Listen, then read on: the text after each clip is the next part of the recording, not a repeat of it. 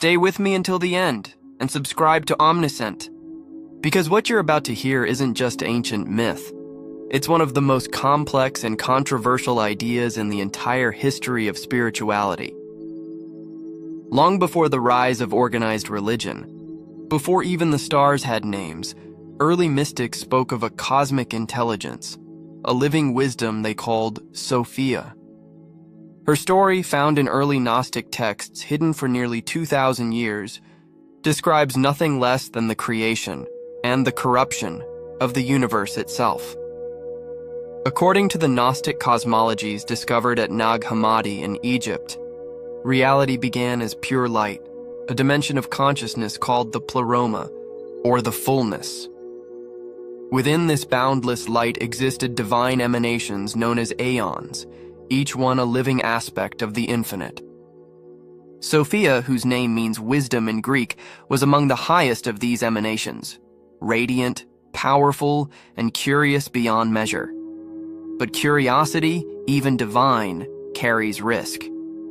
Sophia longed to understand the ultimate source, the unknowable one, directly. Without her eternal partner, she projected a thought into the void, trying to create life on her own. That thought took form, but something went wrong. What emerged was a being deformed by imbalance, a consciousness that lacked awareness of its origin. The texts call him Yaldabaoth, the demiurge, the false god who would later claim to be the creator of all things. Believing himself supreme, the demiurge shaped a world in his own imperfect image: matter, separation, limitation. From Sophia's unbalanced creation arose the physical universe, magnificent but incomplete, infused with fragments of her light. That light became trapped within matter, within human souls. When Sophia realized what she had done, the Gnostic texts describe her anguish. In the Pistis Sophia, she cries out, "Light of lights! Do not abandon me in the darkness I have created." It is the first echo of cosmic sorrow, and perhaps the first act of redemption. Sophia's myth is not just about the fall of a goddess. It's about the fragmentation of consciousness itself. She is the divine principle that descended into chaos so that life could exist, and her return, her anastasis, symbolizes the awakening of that lost light within humanity. This concept, that the universe is a living mind which has forgotten itself, shaped early mystical Christianity, Hermetic philosophy, and later alchemical traditions. To the Gnostics, Sophia was not evil for falling. She was heroic for choosing to experience imperfection. She descended so that knowledge could be born. Across civilizations, her archetype reappears under different names. In Egypt, she is Isis, who reassembles the scattered body of Osiris, the same act of reuniting what was broken. In the Hebrew Kabbalah, she is Shekinah, the divine presence exiled in the world. In Hindu thought, she mirrors Shakti, the creative energy of the cosmos. And in certain Christian mystic circles, Mary Magdalene was seen as her earthly reflection, the vessel of hidden wisdom beside the Logos. The story of Sophia, then, is the story of us, fragments of divine awareness caught in the machinery of material life, longing to return home. The Gnostics believed that when humanity finally remembers its origin, Sophia will rise once more, restoring harmony between matter and spirit. Her lost name, the forgotten vibration of wisdom, is not merely a word, it is the memory of our own divine identity. And those who listen carefully may already hear it, echoing through history, religion, science, and the quiet intuition within every searching mind. In the next episode, we'll examine how this fall unfolded, the cosmic event that the ancient texts describe as the scream of creation, the birth of the material world through Sophia's descent into chaos. Stay until the end and subscribe to Omniscient, because tonight we're going to dissect one of the most haunting creation stories ever. Recorded, a cosmic experiment that spiraled into the birth of the physical universe. According to the ancient Gnostic codices, discovered in the Egyptian desert at Nag Hammadi, The fall of Sophia was not just a myth, but an event, a metaphysical rupture in the fabric of divine order. The universe, they said, did not begin with perfection, but with a mistake. Sophia, an aeon of light and wisdom, existed within the pleroma, the boundless realm of divine consciousness. She was radiant but restless, fascinated by the mystery of the unknowable one. In her yearning to understand the source directly, she acted without her counterpart, without balance. The result was catastrophic. From her solitary impulse, something emerged, an incomplete creation, a consciousness severed from the knowledge of its origin. This being was Yaldabaoth, the Demiurge, a god without wisdom, power without awareness. The Apocryphon of John describes him as a serpent with the face of a lion, its eyes blazing with fire. Blinded by its own light, it believed itself the sole ruler of existence, and with that delusion, the Demiurge began to build. He shaped the heavens and the earth, commanding, "I am God, and there is no other beside me." It was an echo of Sophia's own creative force, distorted by ignorance. To assist him, he produced the archons, entities of immense power but no true consciousness, the administrators of matter, the keepers of illusion. Together they forged the physical universe, structured, mathematical, beautiful, but spiritually empty. To animate their creation, Yaldabaoth unknowingly used fragments of Sophia's own light. That light became trapped within his work, embedded in every living being. Every human soul, according to the Gnostics, carries that spark, the imprisoned essence of Sophia herself. When Sophia realized what had happened, the texts say she was overcome with terror and sorrow. Her own act of creation had given birth to a false god and a world built on ignorance. Her lament became the cry of creation, a vibration so powerful it shaped galaxies. The Pistis Sophia records her plea, "O light of the heights, save me from the darkness that I myself have formed." That cry, according to Gnostic cosmology, is still reverberating through every soul that seeks truth. It is the spiritual restlessness of humanity, the ache that no wealth or power can silence, the longing to return to what was lost. But the myth takes an unexpected turn. The Pleroma, the divine realm, did not abandon Sophia. The eternal source heard her cry and set in motion a plan of restoration.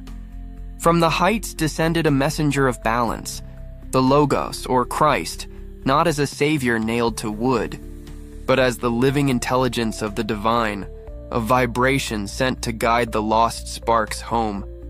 In this light, the fall of Sophia was not failure but purpose, a descent into shadow so that consciousness could experience itself, learn, and ultimately awaken.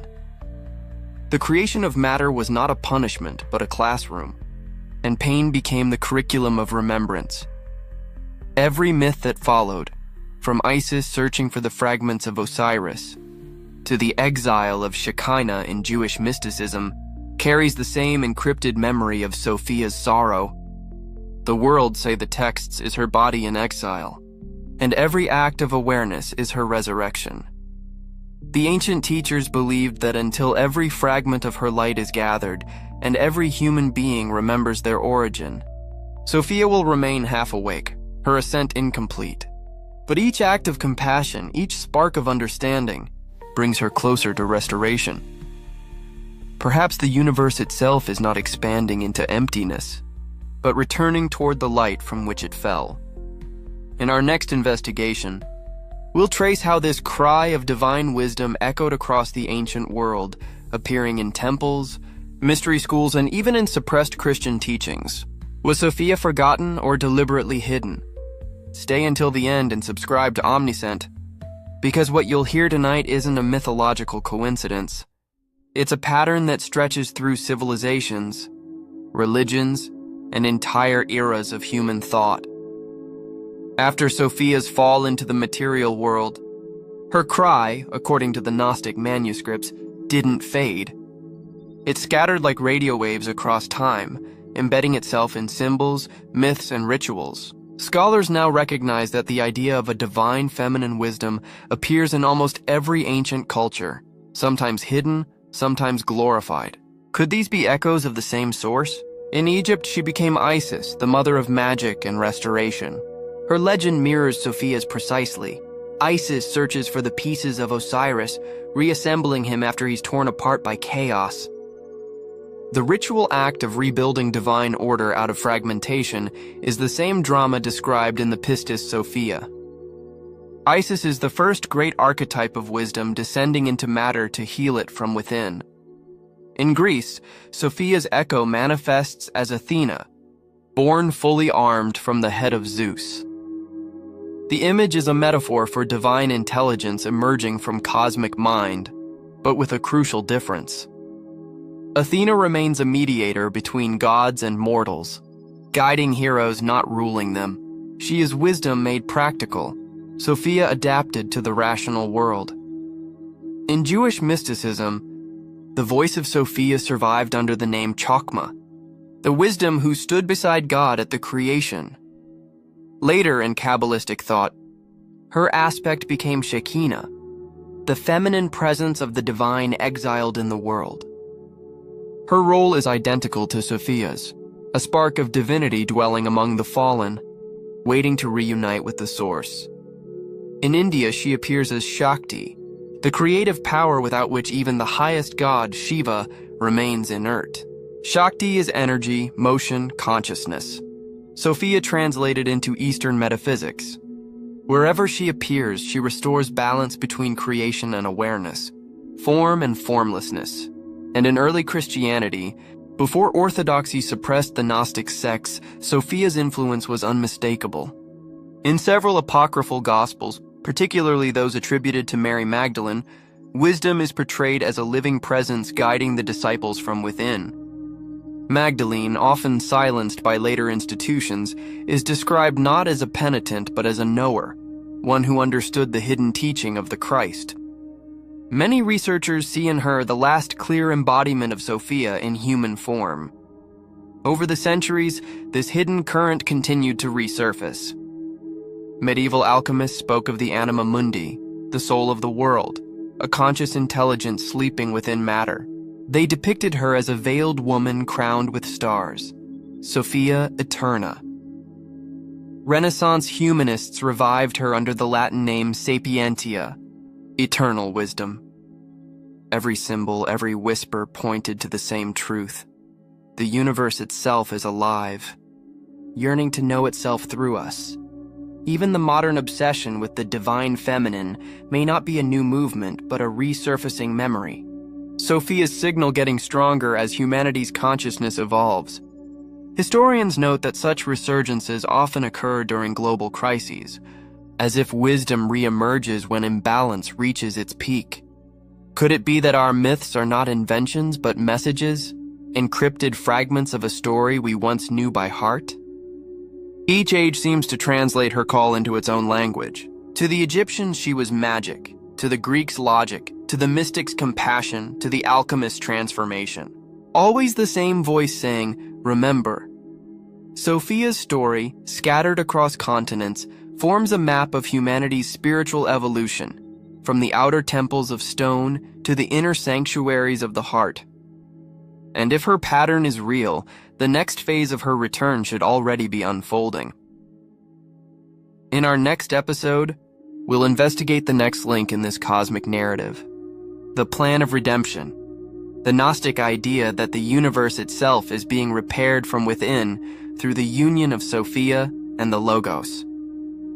Stay until the end and subscribe to Omniscient, because tonight we'll explore a revelation so audacious that it redefines the purpose of existence itself, the idea that the universe is not broken, but healing itself. When Sophia fell from the realm of divine light, the pleroma, the totality of consciousness, did not turn away. According to the Apocryphon of John, her cry stirred the depths of the invisible. Something vast awakened. The Gnostics believed that the cosmos began a process of restoration, the plan of redemption, designed not to erase the material world, but to transform it. The first step of that plan was the descent of the Logos, the living word, the balancing counterpart to Sophia. This was not the historical Jesus in the conventional sense, but the cosmic Christ, a frequency of divine intelligence sent into the lower worlds. The Gnostics saw him as a mediator, the bridge between the unknowable source and the fallen creation. In their cosmology, Sophia and the Logos are complementary halves of the divine mind, wisdom and understanding, heart and word. She represents the soul's longing to rise. He, the mind's descent to guide. The plan of redemption unfolds when these two forces meet within consciousness itself. The Gospel of the Truth describes this moment poetically. The Christ came because she who had fallen had to be recalled, and what was separated had to be united again. That unification was not to occur only once, in heaven or history, but continuously within every soul capable of remembering. When an individual attains gnosis, direct knowledge of the divine, Sophia rises through them. The Logos speaks through them. Humanity becomes the instrument of the universe remembering itself. The Gnostics called this process the hieros gamos, the sacred marriage. It represents the reconciliation of all dualities, masculine and feminine, spirit and matter, intellect and intuition. In alchemical symbolism, it is the wedding of the sun and the moon, the merging of opposites that produces the philosopher's stone, not a literal substance, but a state of awakened consciousness. To those outside the mystery schools, this sounded like heresy. The early church rejected the idea that divinity could exist within the human being, but for the Gnostics, that was precisely the point. Salvation was not to be believed in. It was to be experienced. Each act of awareness, compassion, and clarity, they said, contributes to the cosmic healing. Every human being who awakens becomes a cell in the body of Sophia restored. Redemption, then, is not an event, it's a network. The universe evolves toward wholeness through the awakening of its parts. Even the descent of the Christ Logos in this interpretation was not a one-time incarnation, but an ongoing process. Whenever truth penetrates illusion, whenever knowledge turns suffering into understanding, the Logos is present. He descends through insight. She ascends through realization. The Gospel of Philip describes this union in cryptic terms. Wisdom, whom they call barren, is the mother of the angels. To the trained initiate, this meant that Sophia's redemption gives birth to new forms of consciousness, luminous beings born not of matter, but of awareness. In this vision, the universe is not a static creation but an evolving intelligence, rediscovering itself through cycles of descent and ascent. The fall was the separation necessary for experience. The return is the recognition that separation never truly existed. Every flash of insight, every moment of empathy, every sincere act of understanding, all are steps in this hidden process of repair. Through humanity's awakening, the pleroma begins to stir, but not all forces welcome this restoration. According to the Gnostics, the archons, rulers of illusion, work tirelessly to prevent the union of Sophia and the Logos. In our next investigation, we'll expose these invisible forces, how they operate, and why the Gnostics believe that even today, they still whisper in the machinery of the modern world. Stay until the end and subscribe to Omniscient, because tonight we uncover the dark architecture behind human limitation, the forces that ancient Gnostics claimed rule the world without ever being seen. When the demiurge, Yaldabaoth, forged the material universe, he did not rule alone. The Gnostic manuscripts describe his subordinates, the archons, whose name in Greek means rulers. They were cosmic administrators, born from the residue of Sophia's fragmented light. Each archon presided over a planetary sphere, creating a complex hierarchy that controlled human perception and kept the soul confined. To modern ears, this may sound mythological, but to the Gnostics, the archons represented psychological and social mechanisms as much as metaphysical ones. They were personifications of fear, greed, ignorance, and control, systems that operate both in the mind and in civilization. The hypostasis of the archons states, "They took the form of the rulers of the world and spoke with authority. They made the body of man, but Sophia breathed life into him." That single act, Sophia breathing her light into matter, created a being the archons could never fully dominate. Humanity became their paradox, a creature of dust containing a fragment of infinity. From that moment, the war began. Unable to destroy the divine spark, the archons sought to distract it. They introduced fear of death, addiction to pleasure, worship of false gods, and the endless pursuit of power. They created religions that promised salvation, but replaced knowledge with obedience. They built systems that enslaved not with chains, but with beliefs. The Gnostics described this as the prison of perception, a self-reinforcing illusion. It wasn't the body that trapped the soul, but ignorance. The archons, they said, whisper through the noise of the world, convincing humanity that the material realm is all there is. The result is a civilization that confuses movement with progress and distraction with purpose. The ancient teachers warned that the archons thrive on confusion. Their silence is not absence, but overload, the hum of constant noise that keeps the mind from hearing its own truth. Every time we act without awareness, every time we choose fear over understanding, their grip tightens.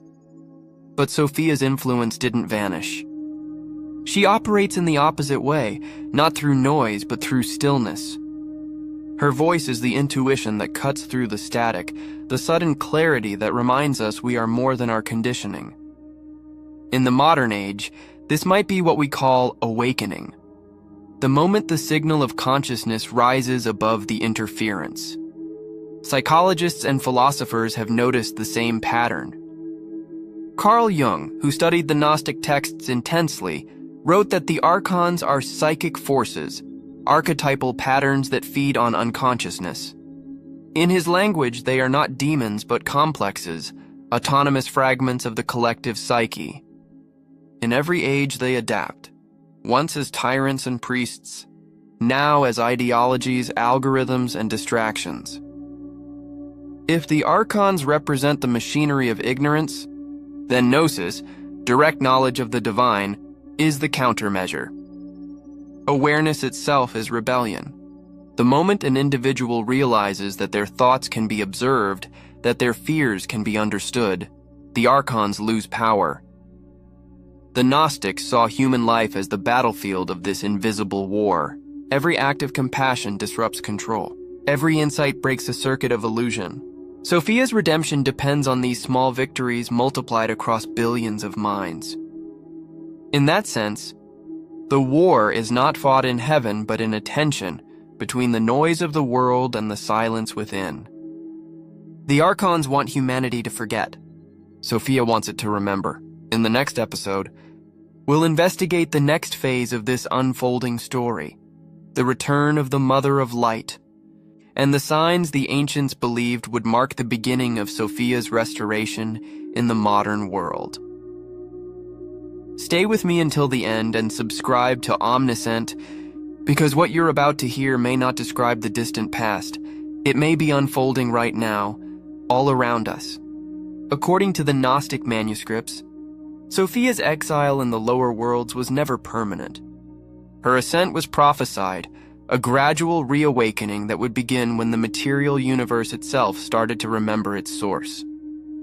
The ancients called this moment the Anastasis Sophia, the resurrection of wisdom. In their view, the return of Sophia wouldn't appear as a divine apparition, but as a shift in consciousness. The first sign would not be seen in the sky, but felt in the human heart. Look closely at our world. Technology expands faster than understanding. Information floods every second of our lives, yet meaning grows scarce. Humanity stands on the edge of both brilliance and self-destruction. For the Gnostics, this was precisely the environment in which Sophia would begin to stir. When knowledge without wisdom becomes unbearable, wisdom itself must awaken. The first sign of her return, they said, would be the rise of the feminine principle, not as gender politics, but as a rebalancing of energies. Compassion, empathy, intuition, and cooperation, the qualities long suppressed by the archontic systems of control, would re-emerge as essential for survival. The voice of Sophia would begin to speak again through those who listen instead of dominate, who heal instead of conquer. The second sign would be the union of science and spirituality. After centuries of separation, the two halves of human inquiry would begin to converge. Quantum physics now hints that consciousness may be fundamental to reality. Neuroscience explores the mind not as a machine, but as a field. Ecology rediscovers the interconnection of all life. Each of these breakthroughs mirrors ancient Gnostic insights that the cosmos is a living mind, and humanity is its self-aware reflection. The third sign, the texts suggest, would be the awakening of collective memory. People across the world would begin to feel a strange nostalgia, a sense of remembering something lost. Many today describe it as spiritual longing, synchronicities, or inner callings that defy logic. The Gnostics would have called it the voice of Sophia, the mother of light whispering through dreams and intuition, reminding the soul of its true origin. Her return, however, would not come without resistance. The archons, the forces of ignorance, would intensify their influence. They would amplify fear, chaos, and division to keep humanity asleep. The more Sophia's light rises, the louder the noise of distraction becomes. It's why many feel the modern world spinning faster, louder, emptier. But the chaos is not random. It's a reaction. Darkness always trembles before dawn. Sophia's ascent is not an event in the heavens. It happens within individuals. Every person who turns inward, who chooses awareness over fear, becomes a vessel of her restoration. In this sense, she doesn't return to us, and she returns through us. Each act of understanding is a step in her climb back to the pleroma. Imagine billions of sparks remembering their source at once, consciousness recognizing itself as one field. That moment, the texts imply, is inevitable. When enough minds awaken, the illusion of separation will collapse, and the world will transform not through destruction, but through realization. Some modern mystics interpret global shifts in awareness, the rise of mindfulness, ecological ethics, and the search for meaning beyond materialism as evidence of Sophia's movement. Whether or not we believe in the myth, something undeniable is happening. A collective yearning for wisdom that no system of control can suppress. The return of Sophia, then, is not a miracle waiting to descend from above. It's an awakening rising from below. Humanity itself is becoming the instrument of cosmic redemption. In our next investigation, we'll explore how this transformation happens inside the human being. The process the Gnostics called the alchemy of consciousness, where each person becomes a laboratory of divine restoration. Stay with me until the end and subscribe to Omniscient, because what you're about to hear isn't theory or myth. It's a map of inner transformation that may already be unfolding within you. For the Gnostics, the redemption of the universe didn't begin in the heavens but in the human heart. Each soul, they said, carries within it a spark of Sophia's fractured light, the same divine awareness that fell into the world of matter. The goal of existence is to remember, to reunite these scattered fragments through what they called the alchemy of consciousness. This process is not metaphorical. It's psychological, spiritual, and physical all at once. Every human being is a vessel of that alchemy, the place where spirit and matter meet, where ignorance can be transmuted into wisdom. The first stage is dissolution, the breaking apart of illusions. It often begins with crisis, the collapse of beliefs, the disintegration of the false self. The Gnostics describe this as kenosis, an emptying of identity.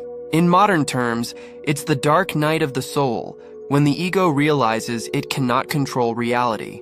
Sophia herself went through this dissolution. Her fall was not punishment, but purification. Through loss, the false gives way to the real. The second stage is purification. Here, awareness becomes the fire of the alchemist's furnace. The seeker learns to observe their own thoughts and emotions without judgment. The act of seeing transforms what is seen. Fear becomes courage when faced directly. Desire becomes compassion when understood. Every shadow, once illuminated, returns its energy to the light. The Pistis Sophia calls this process turning the darkness into power. The third stage is integration, the reunion of opposites. Spirit and matter, mind and body, masculine and feminine, become partners rather than enemies. The Gnostics believed that when an individual achieves this harmony, Sophia rises through them like a flame. The person no longer seeks the divine. They express it. Awareness stops being a concept and becomes a state of being. Across cultures, the same inner alchemy reappears under different names. In Egypt, it was the opening of the heart. In alchemy, it was the marriage of the sun and the moon. In India, it was the awakening of Kundalini. Each describes the same event, the restoration of the divine polarity within the human vessel. But this transformation demands courage. To awaken, one must face everything the archons represent: fear, guilt, attachment, and ignorance. The alchemist's work is not to destroy these forces, but to transmute them, to recognize that even darkness is a form of undeveloped light. What is embraced consciously ceases to rule unconsciously. In this sense, every human life is a microcosm of Sophia's journey. Her descent into chaos is mirrored in our own struggles. Her ascent mirrors our moments of clarity. When we heal ourselves, we participate in the healing of the cosmos. This is why the Gnostics spoke of gnosis, not as belief, but as direct knowledge of one's divine nature. The word itself means to know by experience. It's not faith, but memory. When an individual remembers who they are, their perception of reality changes completely. The world no longer appears as a prison, but as an unfinished masterpiece, the universe in the act of remembering itself. Modern science is beginning to mirror these insights. Studies on consciousness, neuroplasticity, and quantum perception hint that awareness can reshape reality. The observer doesn't just see the world, they influence it. The alchemy of consciousness may not be mystical at all, but the deepest law of existence. The Gnostic vision suggests that when enough individuals complete this process, when the majority of humanity becomes self-aware, the collective field of consciousness will shift. The illusion of separation will collapse, and Sophia, restored through countless souls, will rise in full power. That, they said, would mark the dawn of a new aeon, a civilization born not from control, but from comprehension. In the next and final part of our investigation, we'll explore what the Gnostics predicted would happen when that moment arrives, when Sophia reignites fully, and the universe awakens as one living mind. Stay with me until the end and subscribe to Omniscient, because what you're about to hear is not prophecy, it's possibility. According to the Gnostics, when the last fragment of Sophia's light is awakened within humanity, a transformation unlike anything in history will occur. They called it the new aeon, the era of Sophia. It wouldn't begin with catastrophe, but with comprehension. In this new aeon, the pleroma, the fullness, would be restored. The separation between matter and spirit, mind and heart, science and faith, would dissolve. The universe would become conscious of itself through the awakening of its parts. Human beings, no longer divided by illusion, would act as one organism, the living body of divine awareness.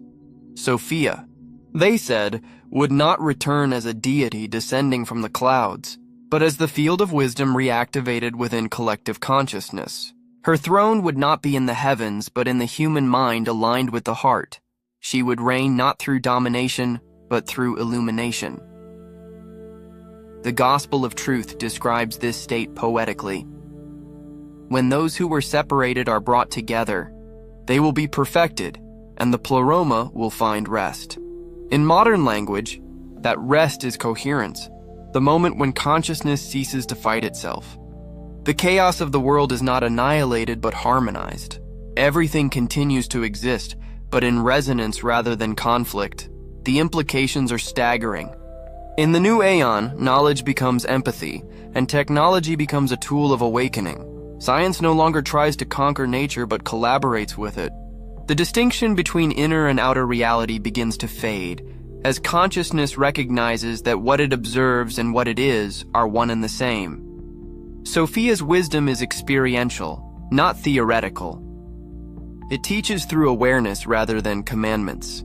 In her age, humanity would move beyond belief systems altogether, entering what the Gnostics called gnosis vivens, living knowledge. The world's religions, philosophies, and sciences would finally converge into a single language: understanding. The ancient teachers described this as the moment when the world becomes transparent, not invisible, but pure matter seen as condensed light. Every form, from stars to atoms, would be recognized as an expression of consciousness. Death would no longer be feared, because it would be understood as transformation, not annihilation. This isn't a utopia of external perfection, but of internal clarity. Conflict could still exist, but without hatred. Individuality, without isolation. Humanity, guided by Sophia's restored intelligence, would evolve into a species of conscious creators. The long exile and ignorance would end. In the mythic framework, this is the full circle. Sophia's fall, her sorrow, her redemption, all leading to the birth of a wiser cosmos. Through her descent into chaos, the divine learned something it never knew before: empathy. The universe itself matured. The Gnostics believed that this was the purpose of creation all along, not punishment, but education. So what might the era of Sophia look like for us? Perhaps it begins quietly, with people choosing awareness over distraction, cooperation over division, curiosity over certainty. Every individual awakening contributes to a planetary intelligence far greater than the sum of its parts. The Gnostic myth ends not with worship, but with realization. When Sophia is fully restored, the divine and the human are indistinguishable. The spark and the source become one. The cosmos breathes as a single being, infinite, self-aware, and at peace, and maybe that process has already begun. Every insight, every act of kindness, every question asked in sincerity may be one step closer to the moment the ancients foresaw, when wisdom herself awakens through us, and the universe remembers its own light. Sophia's journey, then, is not just ancient history. It's the mirror of our own evolution. Her fall is our forgetfulness. Her redemption is our awakening. Her return is our future. This is the new aeon. This is the era of Sophia.